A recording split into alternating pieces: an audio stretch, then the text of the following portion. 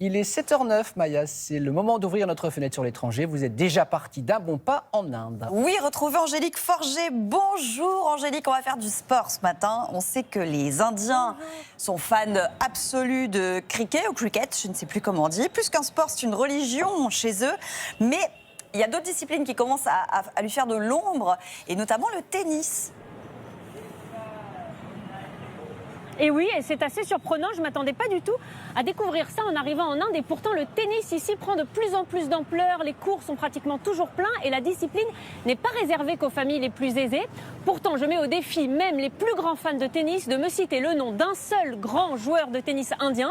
C'est simple, ils ne sont pas franchement très performants sur la scène internationale, ils le sont un peu plus quand ils jouent en double.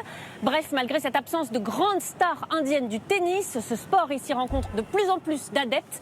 Même Rafael Nadal en personne le sait, comme vous allez le voir dans ce reportage de Léa Delfoli avec Lucie Berbet.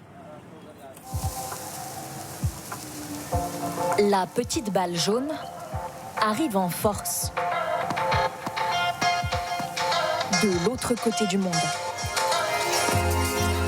Ce club de tennis de New Delhi vient d'investir dans ses 3 nouveaux terrains. 300 enfants s'entraînent ici. C'est 2 fois plus que l'année dernière. Bien joué. Bharat Kumar est un ancien joueur professionnel. Depuis qu'il est devenu coach il y a 17 ans, il a vu le tennis se développer rapidement. Le tennis est en plein essor aujourd'hui. On reçoit chaque jour de nouvelles demandes d'adhésion. Tout le monde connaît l'Inde comme une nation de cricket, mais désormais, le tennis devient aussi très populaire. Un sport si populaire que l'Inde organise même des tournois internationaux, comme ici dans le sud du pays. C'est le premier d'une série de 4 tournois indiens pour ce Français, 273e joueur mondial, ravi de pouvoir jouer en Inde pour la première fois.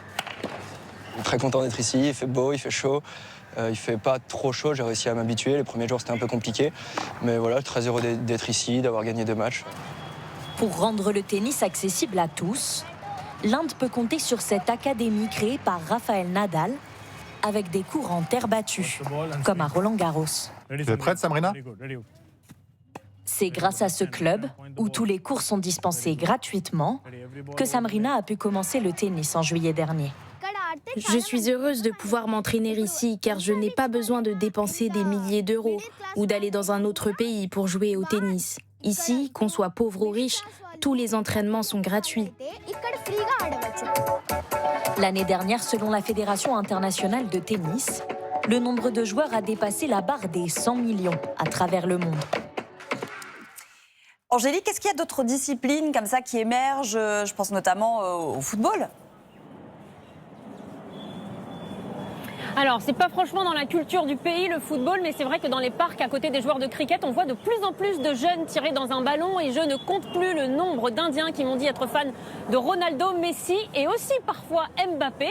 Ah oui. Pourtant, comme pour le tennis, le foot n'a pas de grands joueurs indiens, mais dans un pays d'1,4 milliard d'habitants, qui sait, dans les années à venir, peut-être qu'un grand talent indien va se révéler sur la scène internationale. Merci beaucoup, Angélique Forget. Bonne journée à vous en Inde. C'était bien cricket, hein.